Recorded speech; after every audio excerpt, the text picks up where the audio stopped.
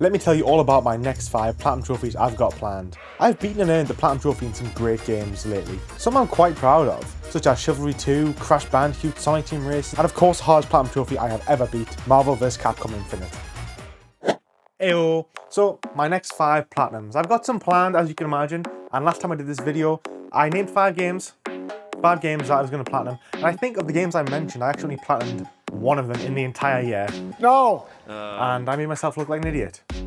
So, here we are again. I've played a lot of long, hard games lately.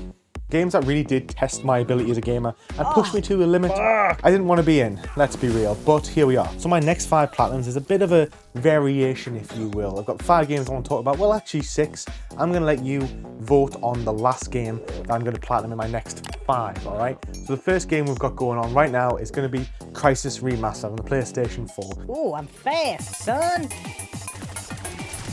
Oh my! I regret this decision immediately! I'm so confused there. I'm gonna get him. I got you. Oh, I got you, man. Oh my god. Oh shit. Low profile is my middle name. Excuse me. Oh no. This is like me driving in real life.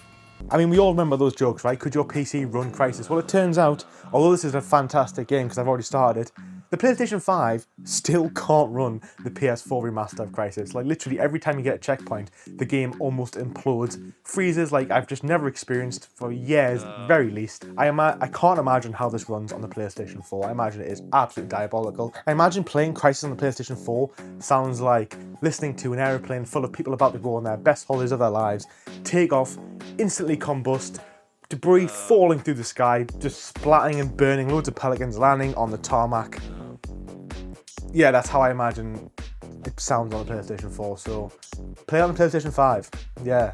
In all seriousness though, it is a fantastic game. It's a fantastic remaster. Yeah, you know what, it doesn't look amazing, but you can turn it on 60 frames, which is just nice.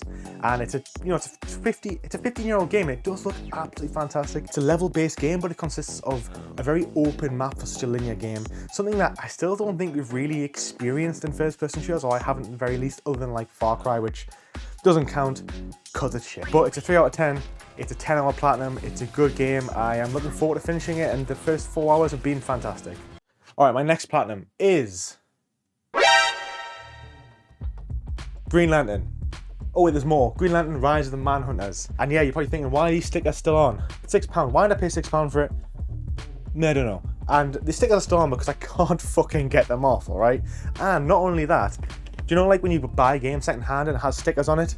Well, there's a sticker underneath the sticker, which means I'm probably at least the 3rd owner of this game.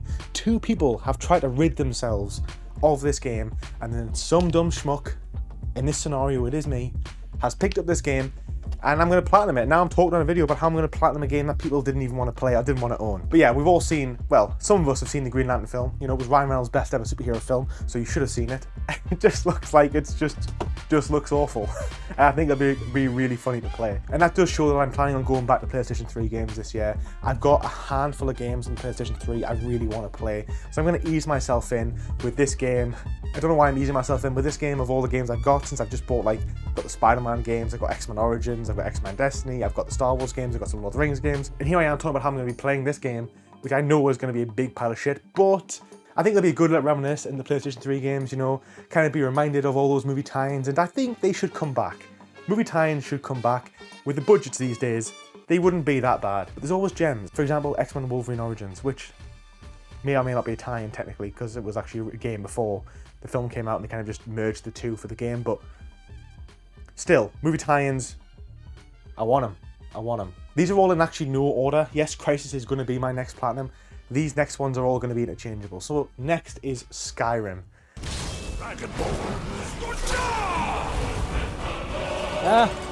Run away! Run away! Fuck! Come on, horsey. Come on, lick my balls, horse. Come on, we're almost there. Oh, god damn! Come on. Oh my god, that's definitely going to need to be blurred out for YouTube. Ah! Lydia! No! No! Why do all my friends keep dying? Yeah, I'm taking her clothes. Yeah, so what? I played Hogwarts Legacy, and there's a story here, and I really enjoyed Hogwarts Legacy. I played it and I was like, this game is fantastic. Shout out to Crimson who donated enough money for me to actually buy it. What a hero. But I was playing it and I was like, this game's really fantastic. But I was like, this magic is not the magic I know. The magic I know, I mean, yes, I've watched all the Harry Potter films. But the magic I know is Lord of the Rings, it's Skyrim, it's Elder Scrolls, it's The Witcher. And I was like, you know what, I just had this inclination to want to go back and play Skyrim, and I did not regret it at all. I'm about 30 hours into it at this time. Actually playing as a mage properly through and through, which has never been done before in history, I don't think. I don't think anybody's ever played as a mage. Everyone always just plays as a sneaky little archer, because, you know, those ×6 archer damage is just beautiful. I was having a lot of fun with it. It is fantastic. It's not a hard platinum. I'm going to give this... So whenever I normally do videos talking about difficulty for games, I give you the difficulty and the time on the actual guides that people write. But I've had a bit of a bad experience with a lot of the guides lately because they're all just fucking wrong. Ultimately, they're all wrong. Skyrim for me is a 4 out of 10. It's really not too difficult. After about 5-10 hours, you do a little bit of reading on the old Skyrim wiki and you learn the game, you learn the mechanics, and there's so many different ways to play this game, but none of them are particularly hard. So I'm going to give it a 4 out of 10, and I think the entire game, Platinum and DLC, it's going to take me between 150 and 170 hours. Just depends on how long I get stuck in that world, because you can race through it in 100 hours, but I didn't play Skyrim, my favourite game of all time, to do a disservice and to gloss over all of the story, because there's so much content in this game. You can easily play it for 300 hours in a single save. It is a masterpiece, and I'm looking forward to finally getting the Platinum in Skyrim. Alright, next game is a game I said I was going to play last year. Is Elden Ring. Elden Ring. Aliens. So Guy Fruski has finally managed to get himself PS5. What a hero. He was only a year and a half late. And I did tell him that I was going to co-op big parts of Elden Ring with him. So me and Joel are going to be starting a bit of Elden Ring co-op. He's probably going to be carrying me through all of the game. And I'm going to try and do that as a mage as well. I know I've got a feeling for a bit of magic.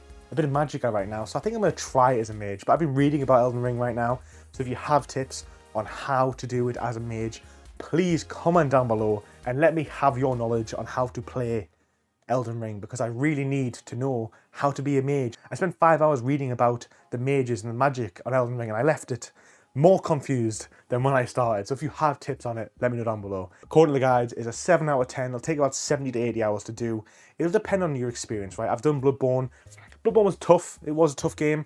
It wasn't the hardest game I played at all, and Elden Ring apparently is one of the easier of the Soulsborne games, so I'm probably going to say it's a 6 or 7 out of 10. 100 hours for me, probably, give or take. Depends how much Guy Fruski carries me through it, but I am looking forward to finally getting into Elden Ring and just smashing it, or getting smashed endlessly, crying, complaining on Twitter, and then finally getting the Platinum. That's how I roll, alright? Alright, the final game.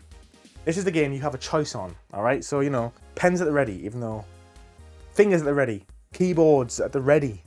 I'm going to let it sit and see which one you want me to play. So we've got Crash Bandicoot 2 and we've got Sonic Frontiers. So I played Crash Bandicoot this year. It was a hard platinum. It was a hard platinum, don't get me wrong. But I didn't hate it.